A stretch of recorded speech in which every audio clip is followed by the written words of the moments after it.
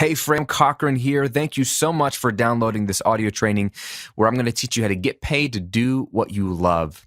And in this free audio training, like I promised, we're going to discover the 3 steps to pivot into the business or work you were meant for and get paid handsomely for it. And that is no exaggeration. I want this to be substantive and actionable for you. I'm honored to have a few moments of your time. I don't know if you're listening to this in your car while you commute to or from work, or if you're listening to this on headphones while you do the dishes or clean up your house like I tend to do, or if maybe the kids are down for a nap, so you've got a few moments, or maybe you're on a lunch break at work. Wherever you are and however you're listening to this, I'm honored to have your ear, to have some of your time. I promise to deliver you some valuable content. I don't believe in fluff. I don't want to waste your time because that's the problem. We don't have a lot of time to waste. So we are going to get into some good stuff here today, and my goal is to help you today. Before we begin, though, just a few important thoughts that I want to lay out to qualify what I mean when I say get paid to do what you love. Because there's a lot of touchy-feely stuff out there, and I don't really want to be that kind of resource. I want to be a substantive resource. But this is a really important topic, and that's why I wanted to give you this audio training. Doing work that you love matters. It matters for a couple reasons. One, because in order to be successful, you need to do excellent work sustained over a long time. That's the formula for success, by the way. Doing excellent work sustained over a long period of time. Not everybody can do that. A lot of people can do excellent work for a day, for a week, for a month, maybe a year. But it is very hard, if not impossible, to do excellent work over decades.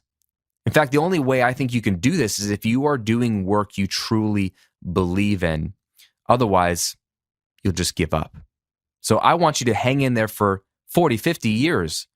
But you have to do work that you love to be able to sustain excellent work. Otherwise, you'll become lazy, you'll put in the bare minimum, and you'll never be successful because people who do the bare minimum don't move up. They don't get opportunities, and we know this. So instead of forcing yourself to be excellent at something you hate, why don't we just do work that you're better fit for so that you can be excellent, so that you can find success because you're doing excellent work for a long period of time.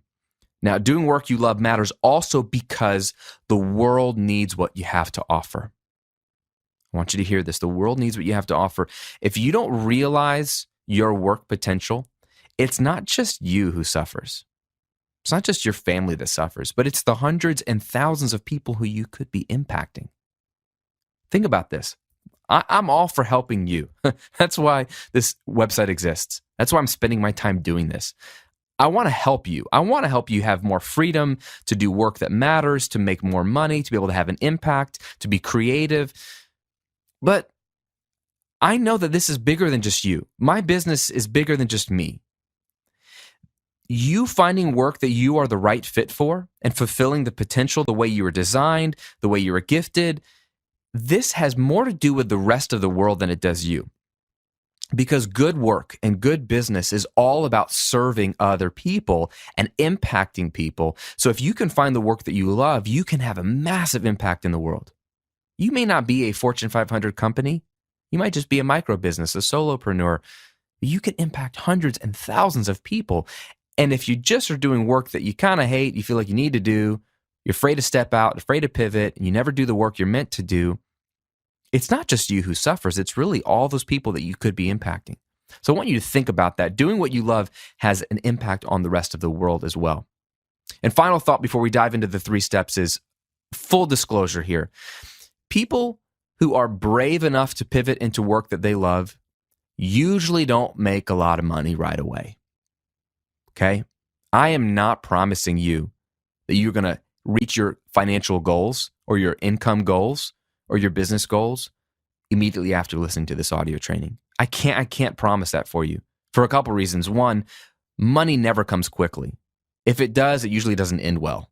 Okay? Secondly, I have no control over what you do. Your income, your success, it is dependent on you taking action. I can point you in the right direction. I can tell you what steps to skip, what steps to take. I can share with you all the mistakes I've made. I can share with you the formulas that I know that work, but I can't make you do anything. And even if you do all the right things, it takes time to earn an income.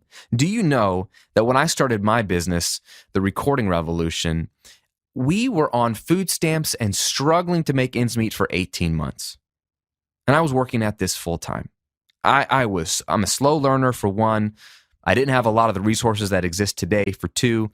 But three, it just takes time to build something that's going to sustain for the long haul. It takes time to do something well and earn a good living from it. But all that work gets you disproportionate results in the end, because once the momentum picks up, income can skyrocket much faster than you can work. Okay? But full disclosure, A, it takes courage to pivot into the work that you love, and B, you're not going to make a lot of money right away. So just wanted to put that out there. But I believe in these 3 steps, and I want you to do the work you love because I know you will get paid handsomely for it. And you will be excellent in sustaining that for a long, long time. And your life will be impacted and the rest of the world will be impacted. All right? Okay, so you ready to jump into the steps? I see your head nodding. Let's do this. Step 1 to doing the work you love and getting paid to do what you love is to find the intersection of your passion and value. Finding the intersection of your passion and value. Here is the dirty little secret. No one gets paid just to do what they love. It's just not that simple. Okay? I love watching football. No one's paying me to watch football. Okay? I love reading books about investing and money and business growth. No one's paying me to read those books. I love laying on the beach. No one's paying me to lay on the beach. You see what I'm saying? It's not as simple as, oh, just do what you love and you'll get paid, right? I'm kind of joking, right? Those are more recreational activities. You might like to do random work. Like you might be really good at ironing clothes. No one's going to really pay you to iron clothes. I suppose you can open a dry cleaners and take care of people's shirts. So there might be a way to do that. But that leads me to the real secret about doing what you love and getting paid for it. What you love has to offer immense value to other people. If you don't get anything out of this training, I want you to get this concept. That's why this step is the first step, because most people don't even take this step. They skip ahead to other steps, and none of those matter if you don't get this right. You have to find what you like, what you're good at, what you're passionate about, what you love, but then that has to intersect with what offers immense value to someone else. Because we only get paid when we offer value. Value is the secret here. The businesses that are successful because they offer immense value to a lot of people. The employees that find success and get raises and get promoted are the employees that offer immense value to other people. Okay? So here's what you got to do. You need to brainstorm a list of things that you like to do, topics that you have massive interest in, and skills and talents that you are really good at. Okay, we want to start there. So forget value for a second and just start with where you probably want to start, which is what do you like? What are you good at? What are you interested in? What skills and talents do you have? So literally, I want you to write those things down. Not right now. I want you to listen to this training, but I want you to write these things down. I'm going to give you some action steps at the end, so don't worry. I'm going to give you some homework. But it has to start with what you're good at, what you like. Some good questions to ask to help you create this list if you feel like you're getting stuck are, what comes easy to me? What comes easy to me? You might have to do some digging, because what comes easy to you might be something you skip over. But just because it comes easy to you doesn't mean it comes easy to everyone else. What comes easy to you? Another question to ask yourself is, what do people say I'm good at? What if people literally come up to you and said, man, you're really good at this? What have I helped people do in the past? If you've ever helped somebody with something on the weekend, or a friend or a family member, and you help them out with something, what is it that you've helped them to do? Here's another good question. If I had a Saturday afternoon completely free, what would I spend hours reading about? What is that topic or topics that if you literally had hours with nothing you had to do, what would you get on and look at blog posts about? What magazines would you read? What books would you read?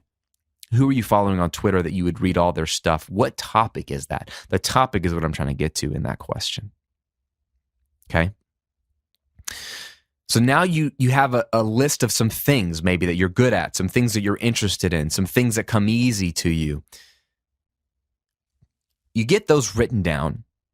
That's great and all, but what we need to do is filter those through the lens of value. So we want to now brainstorm which of these passions, skills, knowledge that you have would actually be valuable to other people. And what people specifically would find them valuable.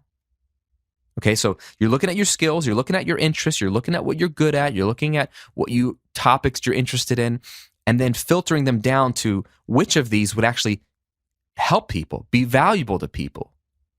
And who are those people? Now, this requires research. And this is why a lot of people don't pivot into business. They don't do work they love because it actually takes some work. And honestly, most people are just lazy.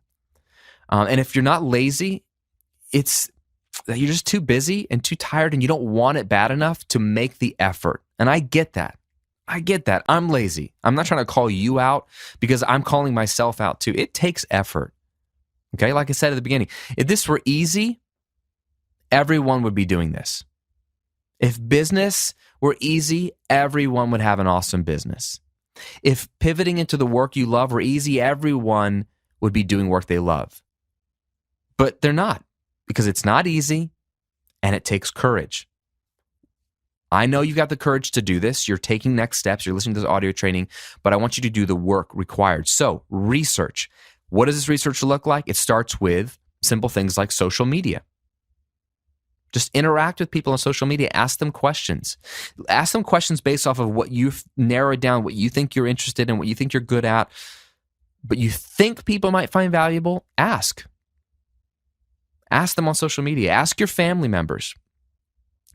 Would something like this be valuable to you? Ask your friends. If there's a topic that you think you're really interested in starting a business on, ask people questions about that topic and see what kind of conversations come up. There's two big questions you can ask relating to each topic that you're considering that I think will really help you discover, A, if there's a need there and a potential niche there you can fill, and specifically how to move in that direction. These are the two questions you need to ask. What is your biggest hope or dream related to blank?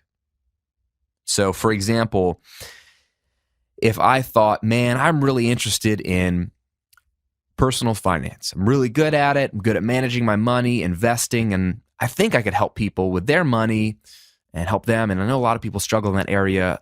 I could ask people online or ask my family members or friends like, hey, what's your biggest hope or dream related to, your money, related to your financial goals?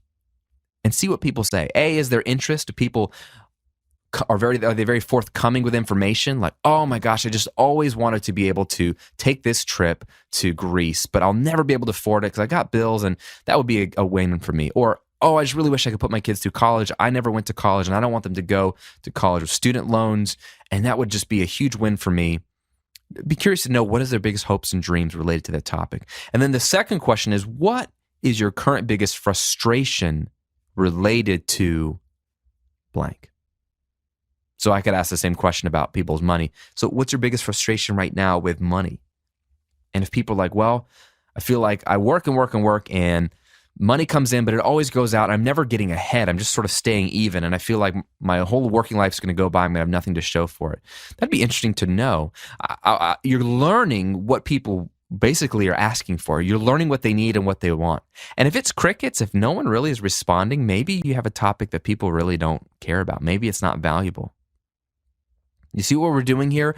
We're doing some research, just regular questions periodically on social media. Don't make this like hey, I'm starting a business and I'd like to interview you. Just be a normal person.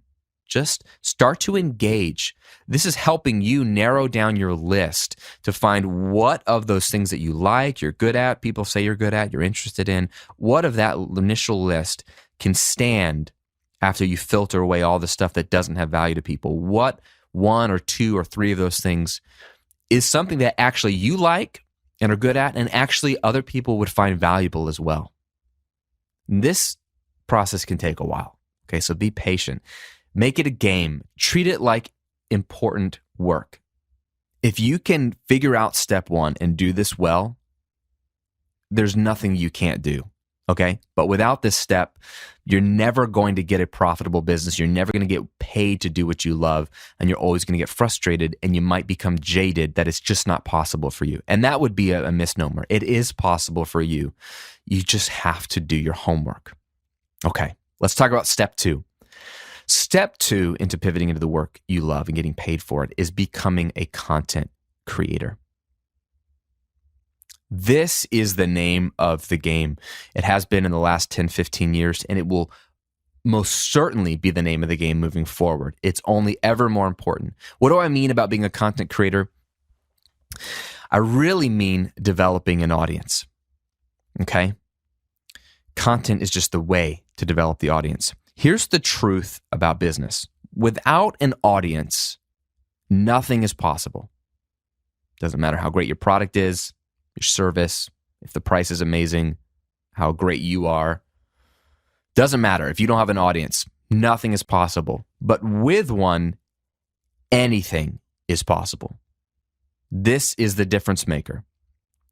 If you want a business to be successful, you need an audience.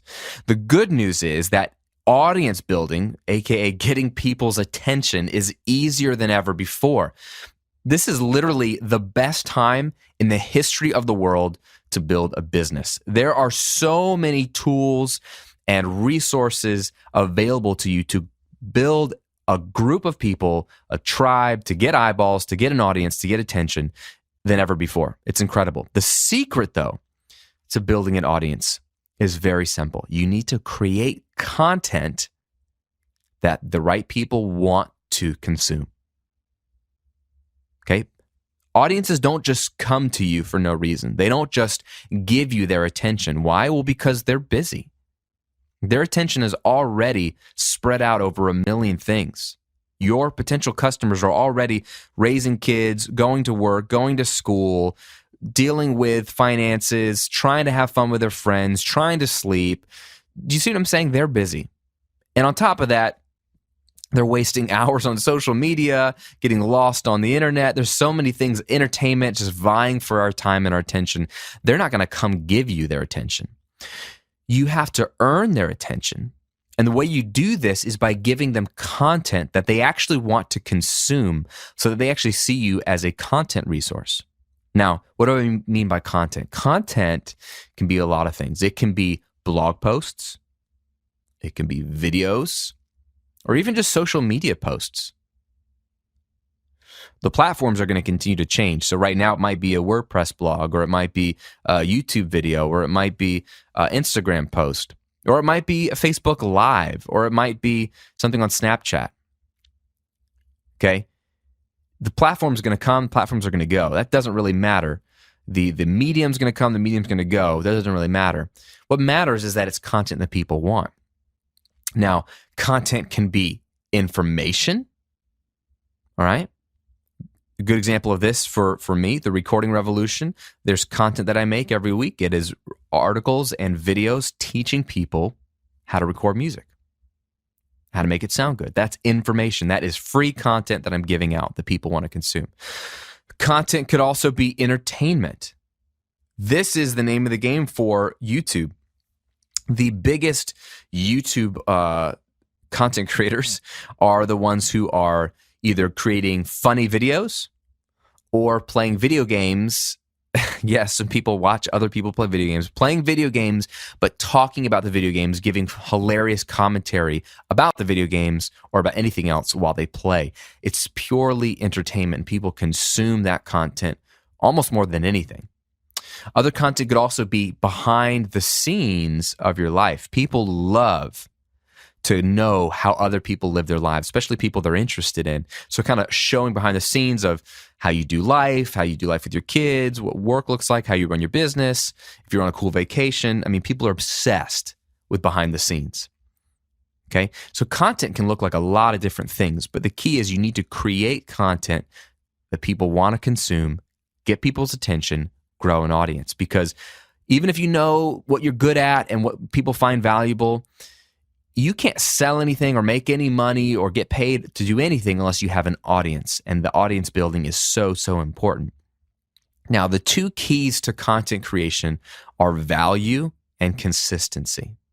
Okay, value and consistency. You got to ask yourself, if I know who this audience is around my passion, my skill, what I'm interested in, what would my audience find valuable? And if you're creating a piece of content, ask yourself, would my audience find this valuable? Okay, you always have to be asking yourself that. Then commit to a consistent rhythm of content output. Consistency is so, so important, probably more than quantity. I think people get hung up on this. I got to post every day. Some people post multiple times a day. No, quantity isn't as important as consistency, okay? Committing to a consistent rhythm of output. Now, this does not have to be, again, lots of consistency like every week, multiple times a week. You can just shoot for once a week if you're doing like a blog post or a video. I've even seen it done well once every 2 weeks with a very good post, a very good video, very substantive. But at the minimum, I think once a week is a good thing to shoot for if you're creating content. If it's social media, you can do it probably a little bit faster, so you can probably do a few times a week if you want to. But what I would say to you is, think about what kind of content would be valuable to your audience. What would they like to consume? Funny stuff, entertaining stuff, information, behind the scenes, motivation.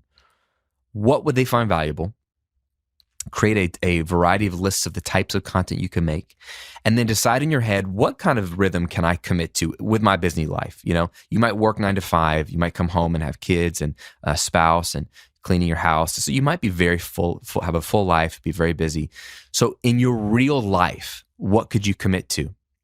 Is it just one thing a week? And you can write it on Saturday mornings or Monday evenings. Is it 2 social media posts that are valuable to your audience a week? When can you create those? I want you to sit down, look at your calendar, and actually find out what's realistic for you. Because here's the problem. A lot of people get really excited and they get really, they overinflate what's possible for them. And so they're posting every day or 2 times a week. And after a month of that, they burn out, they crash, they can't keep up. Anybody can do anything for a few weeks. I mean, just look at January, right? Everybody's at the gym in January, and come February, most of those people are gone. No one can really commit to some of those things indefinitely. So I'd rather you be realistic and find a rhythm you can commit to, because the way to build an audience is to consistently deliver value week in and week out. So if once a week is all you can do once a week. Forget the people that are doing every day. If you can't do it, don't do it. Just do once a week if you can commit to it, so that 2 years from now, you're still able to put out something once a week. That's how you build an audience, is when they can depend on you and realize this person is constantly putting out content. If they see you put out a bunch of great content and then it's crickets for a couple of months, the audience is going to dry up. Just like a good TV show, they need to know and count on it coming on every single Wednesday night at 9 p.m. or whatever it is, right? They need to know it's there every week. If a great show came out every night for 3 weeks and then disappeared, people would forget about it. Okay? It's the same with you. People are going to forget about you unless you are regularly in their world. So commit to something you can actually commit to. Make sense?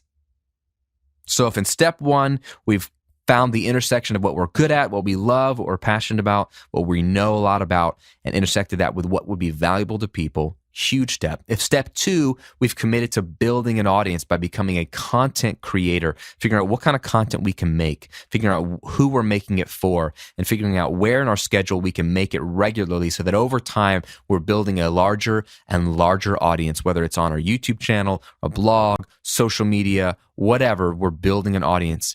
Step 3 is where the money comes, okay? You might be asking, Graham, when do we do the making of the money? Right? So important, because you can have an audience and you can be adding a ton of value to people, but not make a dime. And this is also a place where people go wrong. They're all about massive audiences, 1 million followers on YouTube or social media, but they can't turn it into a business. Having a massive following doesn't guarantee you'll have income, okay? Without a big following, it's hard to get income. Without an audience, it's almost impossible to get income. But just because you have an audience doesn't mean you will naturally have money, right? There's this third step. We have to monetize your audience. That is step 3, monetize your audience. And this is where actually most business coaching or training starts. They start here at step 3. I mean, you get on Google and you look at articles right now on how to start a business, or you download training, or you even pay for courses. A lot of them will start here with how to monetize. And they'll show you all the ways you can make money and all the ways to increase your prices and to increase conversions and better sales copy. And that's backwards. It's just backwards. We can't ever start with the making of the money. Even though that's where you want to start, you can never start there. Good businesses don't start there. They start with value. How can I add value? Who am I adding value to? How can I build an audience? Then monetizing makes sense. Okay, and that's why I've made it the third step, not the first step. Now, there are a lot of ways to monetize. I'm going to share with you 6, okay? And I'm going to share with you also my favorites and then give you some more tips on how to do this well. Once you have an audience, honestly, the 2 easiest ways to monetize are through advertising and affiliate marketing, okay? Advertising, a good example of this is you've got massive blogs or massive channels on YouTube that once they have a massive audience, people will pay them to run ads on their website or to run ads in front of their videos because they know there's lots of eyeballs. So if there is a YouTube channel that has 2 million followers, you're for sure going to see ads at the beginning, little commercials before the video plays. And that advertiser is basically giving the content creator a cut of something because they're saying, let me pay you for your audience's eyeballs because I want to sell a product. You've got an audience, so they're paying you. So you can get paid just to have an audience basically by allowing ads to be the beginning of your video, or if you have a massive blog, putting ads on your website for relevant products or relevant companies. You can literally get paid by advertisers. Okay, and I've done this before.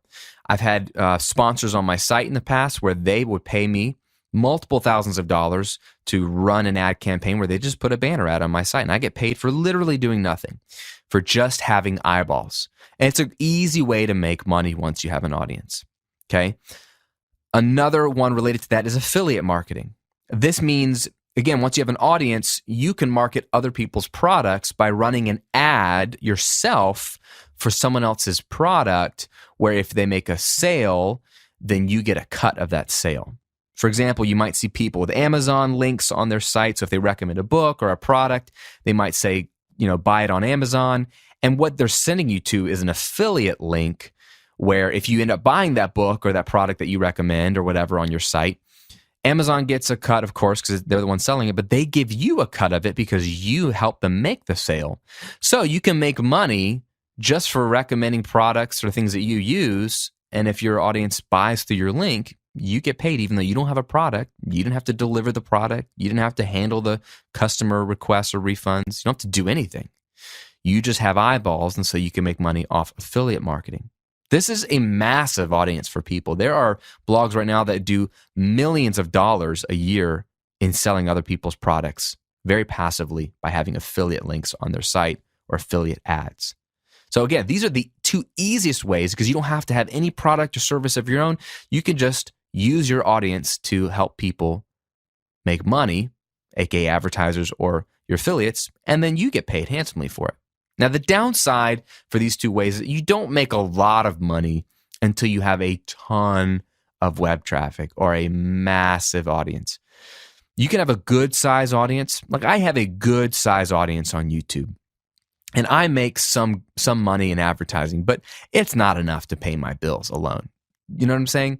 So it is a piece of the puzzle for me, but not a very big piece. But it is possible. You just have to have a massive audience. So it's both easy because it's easy to pull off, but it takes a lot of traffic. Now, another successful model is using something like a crowdfunding platform. For example, Patreon. So Patreon is a cool site that is like Kickstarter, but on a monthly basis for content creators. So instead of raising money one time for a big thing, you're raising money on a regular basis for ongoing content. So for example, you might make a video on YouTube and you have your fans who say, I'll support you by giving you $1 or $5 every time you put out a video. And you might give them a little goodie like a shout out or a bonus video or whatever. But really, they're just saying, I want to support you and be a patron of yours. And I'll give you $1 every time you put out a video or a piece of content. And if you had a lot of people, if all your audience is supporting you with $1 or $5 per piece of content, you can have a regular stream of income. One of my good friends is Peter Hollins. He's a talented singer, talented producer also, but he got famous on YouTube for doing a cappella covers of pop songs, and he has millions of followers on YouTube. He's gotten a record deal, and he's been on TV shows, but he makes his living primarily by doing cool covers of other people's songs, going out and filming very high production, high value music videos, and putting those videos out for free on YouTube. This takes money, time, a whole crew. It takes him a lot of work to make these videos, and he gives them out for free. But he has patrons on Patreon who pay him, $1, $2, $5, $10 every time he puts out a music video, and he makes a good living paying all his bills, his mortgage, everything, helping with his family, just for putting out free videos through a crowdfunding platform like Patreon. Now, two classic monetization models are offering a service or consulting. Okay? These are number 4 and 5. Offering a service or consulting. So if you have a loyal audience, then you can charge a premium to offer them a direct service or consulting for 2 reasons. One, they already know you, they already trust you, and they like you. Plus, you've proven to them through your free content that you can help them. So if you are delivering, let's say, like in my example, helpful information on how to record music, how to mix music, how to get better sounding recordings. I've given free, helpful content. People have gotten to know me. They trust me. They like me. I've proven to them that I can help them. So then if I offer a service of how, I'm going to go ahead and do everything for you, record everything for you, or mix your music, maybe you've recorded it, then hand it over for me to mix it, they will pay me to do that service because they know me, they like me, they trust me. Let's say I'm teaching, marketing, and I've been able to teach you how to do marketing and shown you that I know what I'm talking about with marketing. You've consumed my information on marketing, but you still don't feel like you're able to implement the marketing for your business. If I were to offer consulting on marketing and say, look, I have some consulting service where I can help you with your marketing, you're more than likely going to pay me because you trust me, you know me, you like me, you've seen what I've had to offer before. All that content that I've been giving my audience has been the proof in the pudding that I can help you, so people are willing to pay me to consult you with your business, let's say, and give you marketing advice that's tailored to your business. So these are 2 simple things. If you are doing any kind of freelance work, this is what you're doing. You're freelancing either a service or a consulting. And this is a great business model because you can just move from client to client. You don't need a product. You don't need advertising. You can just work directly with people and coach them, do consulting, offer a service that you can do something for them. It's very simple to do. You set your rates, you find a target market, you serve them well, and then you just get referrals, and this process rinses and repeats. I've recorded and mixed bands for years. That's a service-based business that I've had for years. It's a great business to have, and you can probably leverage your skills and your knowledge into a service-based business or a consulting business.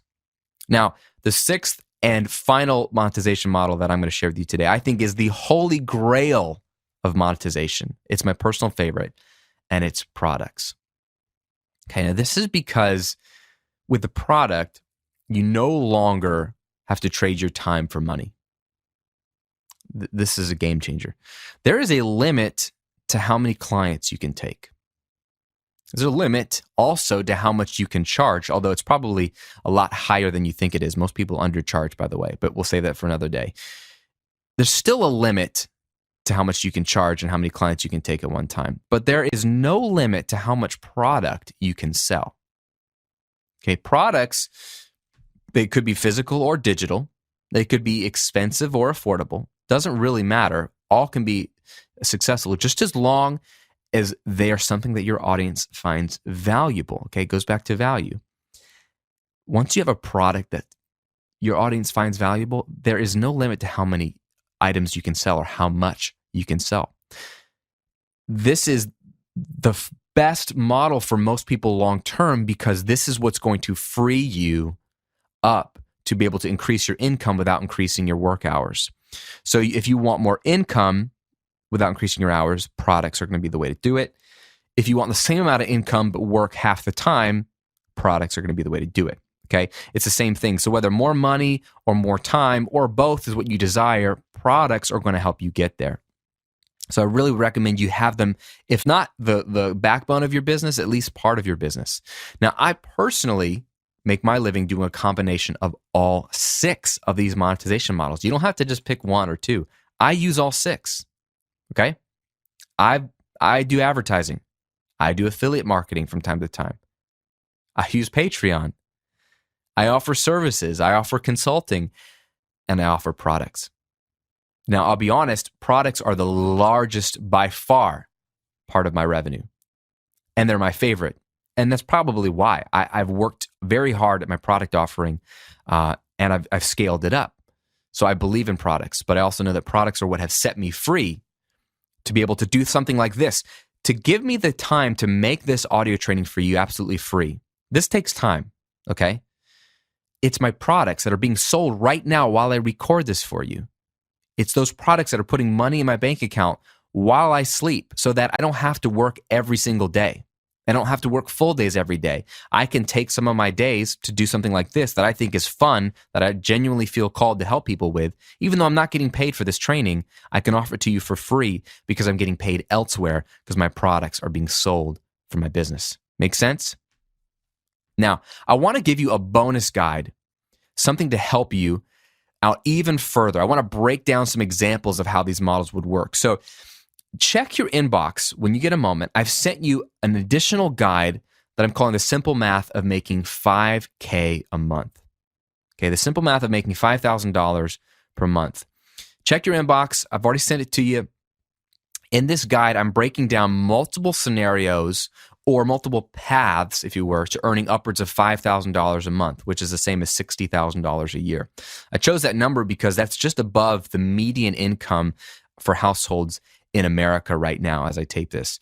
So if you wanted to replace an entire household income, how could you do that? And so I've broken down a service-based business example of how you could get to 5K, what the math is, a consulting business example, and then even selling products. Now, these are just examples. But again, I think seeing the math plainly in front of you is very powerful. I think it will become more real for you and help you feel that it's a little bit more possible for you. And I don't want you to be overwhelmed by the numbers if you're like, oh, Graham, how am I going to make that many sales? Or how am I going to be able to charge that amount per hour? All of this is a lot simpler than you think it is. But it's important for you to see the simple math. So you're like, how would I make $5,000 a month off this new business? Well, if you break it down into smaller chunks, you can see it's only certain number of clients or certain number of hours a day. I break it all down for you. So once you see what's possible, and these are all real possible examples, then you might be a little bit more encouraged to actually follow through and do this. So check your inbox. That bonus guide is already sent to you. It's my gift to you to thank you for downloading this training. Now, some closing thoughts and then some homework, some action steps for you. Look, nothing is going to change for you unless you take action. You have already proven to yourself and to me that you are a person who takes action. You downloaded this training. You didn't have to. You could have just said, that's nice, but it's not possible for me. No, you downloaded it. Not only did you download it, you've listened to it. You've put in 30 minutes of your time to listen to this guy ramble on this, okay? You've put in the time because you desperately want to know what's possible for you. So you have taken action. I just want to encourage you to keep taking action because money doesn't just come flowing to you. If it did, that would be sweet. It just doesn't. No one's going to magically give you money for even doing what you love, okay? It just doesn't happen. You must find a way to add value to people's lives. This is the bedrock of everything. Serving people is how business is done. Serving people is how you get wealthy. Serving people is how you build a business that frees your time so you have flexibility and space to do the things you love and to be with the people you love. So ironically, if you want what you want, you have to think about what other people want.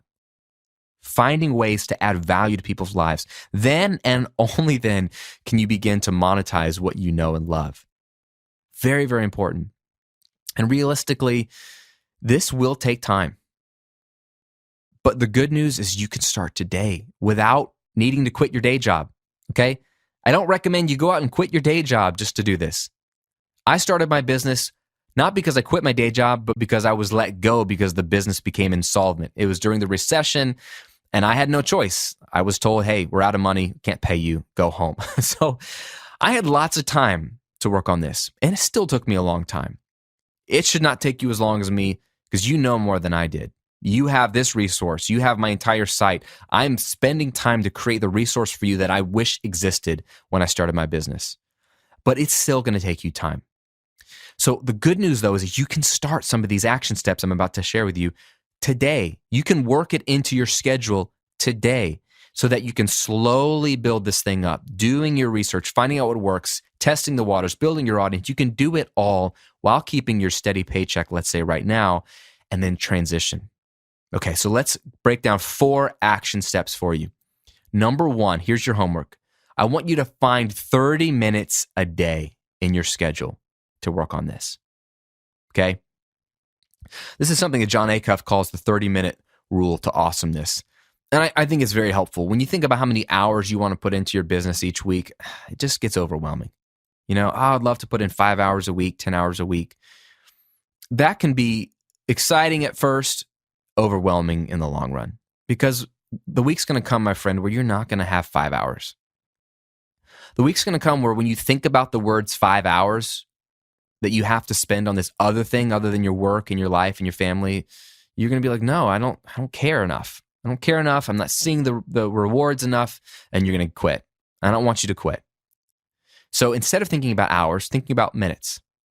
It's all psychological, but it really helps. Think about 30 minutes. All you got to do is find 30 minutes every day in your schedule. That's it, 30 minutes a day. That could mean waking up 30 minutes earlier so that in your morning routine, whenever you are awake, you have an extra 30 minutes to work on this. It could mean staying up 30 minutes later.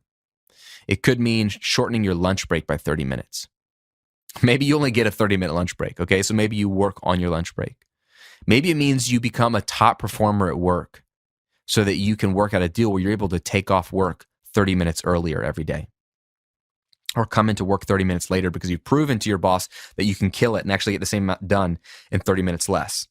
Which is very easy, by the way. More content on that later. It's much easier to get work done in less time than you think. But step number 1 for you is I want you to find 30 minutes a day in your schedule to work on this. And literally mark it off in your schedule. Okay. Action step number 2 is start a Google Doc for your new business, or Microsoft Word or Evernote, however you like to keep things down. But I love Google Docs because they're free and easy and transportable.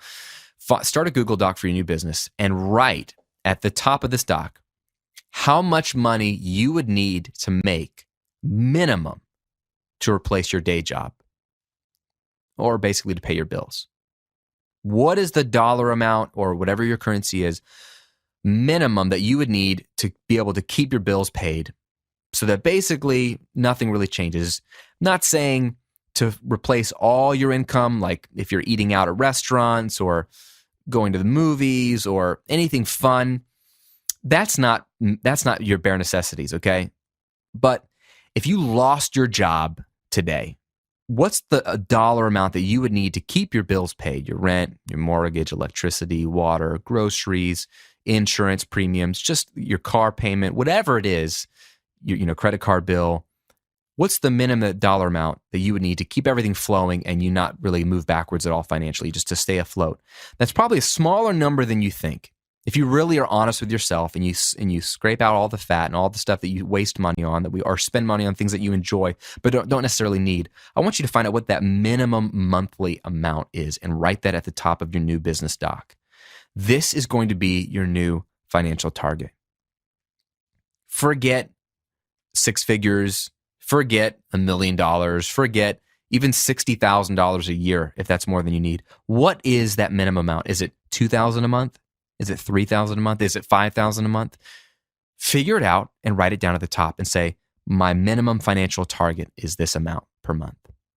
And I think monthly amounts is important. Who cares about yearly? That's arbitrary. We live our lives on a month-to-month basis. We pay our bills month to month. So think about a monthly financial target that is the minimum to keep you afloat. Action step 3. You've figured out what 30 minutes each day you're going to use to work on this. You've created your Google Doc and figured out what that minimum monthly target's going to be financially. Number 3 is to begin brainstorming and researching and following the 3 steps you just learned today. Brainstorming your interests and passions, what you know, what you love, what you're good at, what you've been able to help people with, what comes easy to you, all those things. And then filtering them through the value lens. Doing your research on social media, talking to friends, talking to family members, finding out what would actually help people. What do people actually want? What do they actually need? And is there an intersection between what people would find valuable and what you love? That takes time, but you need to do those steps. And then step 2 and 3, which are then once you find that, building that audience by creating regular content, using your 30 minutes once you've done the research each day to work on your content, build that audience. And then eventually step 3, find which way you're going to monetize or which ways you're going to monetize that audience. This is all business is, by the way. This is what I do. 8 years into my business, I'm still doing this. I'm still brainstorming what I'm good at, what I love, researching, interacting with people regularly, finding out what they would find valuable, using that to tailor my content strategy, growing my audience every week, and then finding ways to monetize that audience based off of what people find valuable. You never stop doing this, by the way. This is an ongoing process. And that is why action step 4 is rinse and repeat. Rinse and repeat. Just like good hair products, good shampoo and conditioner, you rinse it out and repeat. This is the formula. There's nothing complicated. There's nothing really glamorous. But every good business I know, every profitable business I know goes through these steps. And they're constantly doing them. That is it, my friend. Those are the 3 steps to pivot into the work or business that you were meant for and how to get paid handsomely for it. This is the beginning of a journey for you. And if you're just starting out, I want you to buckle up. It's going to be a fun ride. It's not going to be easy. And I will never promise you that it's easy. But I am here to coach you. I'm here to help you to see success, however you define that, for your business, for your work. So I'm pulling for you, but I'm begging you to take action. Trust me, I've been there. I know what works. I'm doing this. I'm living this. I want you to join this journey with me because it will bless your life, but it will also bless the rest of the world. Because you doing the work you're meant to do, starting the business you are meant to start, will have massive impact by creating value to tons of people. And they will miss out if you don't get your hands dirty and get to work on this. Thank you for your time. Thank you for downloading this audio training. More great content over at GrahamCochran.com. Again, check your inbox for that bonus guide on the simple math to making $5K per month. I think that will help you out as well. Again, a little bonus for you. Want to over-deliver, give you an extra goodie as my gift for you taking the time to listen to this training and go through these steps with me. Now, get back to whatever you're doing today. Have an amazing day. I hope to see you on future trainings. Until next time, my friend, take care.